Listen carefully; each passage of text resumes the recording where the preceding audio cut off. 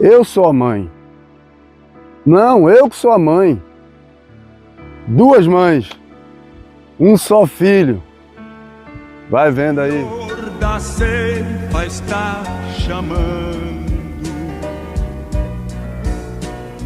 Quem quer ir por mim? No capítulo 13, verso 16 de 1 Reis, a gente vê o rei Salomão com um problema que só o homem que tinha um conhecimento e entendimento de Deus poderia resolver. A história diz que duas mulheres tiveram dois filhos recém-nascidos, e ambas foram dormir com o filho, e quando amanheceram o dia, um dos filhos estava morto. Provavelmente, uma das mães deitou por cima dele e acabou matando ali aquele filho. Então, nenhuma das mães a gente vê que queria perder o filho. Então, levaram esse caso para o rei Salomão resolver, e quando chega na presença do rei, há toda uma discussão. O rei pergunta de quem era o filho, quem perdeu o filho, de quem era o filho morto, de quem era o filho vivo, e ambas alegavam que o filho vivo era seu filho.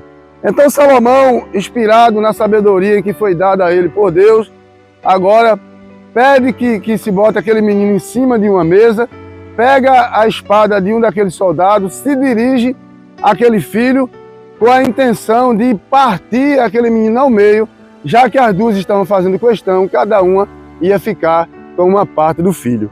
E quando ele se dirige àquele menino, àquela criança, para o partir ao meio, uma das mães se agarra com aquele filho, impedindo aquele rei, e diz: olha, não precisa matá-lo, deixa que ela fique com o menino.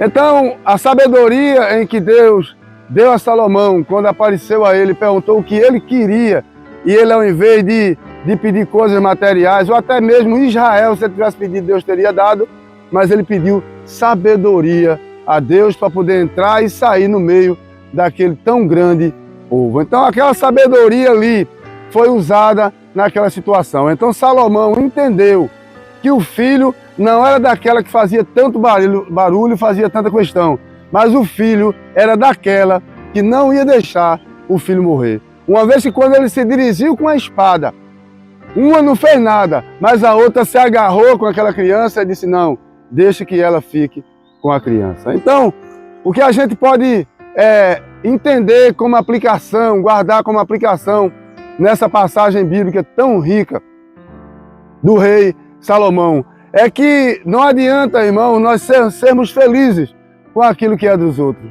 Deus, ele dá a gente as coisas conforme a medida em que a gente suporta.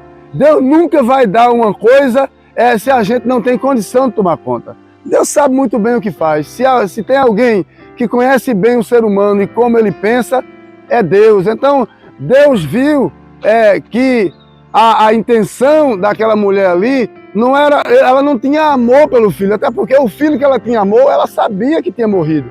Ela sabia que o filho dela tinha morrido, mas a inveja que entrou no coração não deixou que ela visse que a outra tinha um filho para cuidar, para botar nos braços, para amamentar, e ela não ia ter. Por isso que ela queria, a todo custo, ter o filho da outra, entendeu? Então, que a gente possa entender uma coisa: o que Deus dá ao irmão fulano, ou a fulano, a cicrano, Deus deu a ele.